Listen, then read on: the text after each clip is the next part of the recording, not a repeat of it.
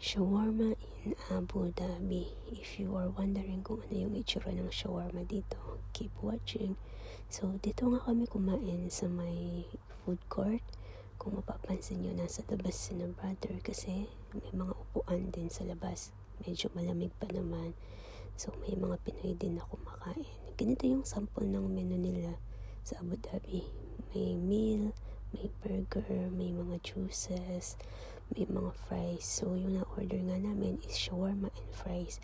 Kung makikita nyo, meron silang pickled sili, carrots, labanos, minsan may pickled broccoli, at iba-iba pang pickled. So, kasama na yun kapag nag-order ka ng shawarma.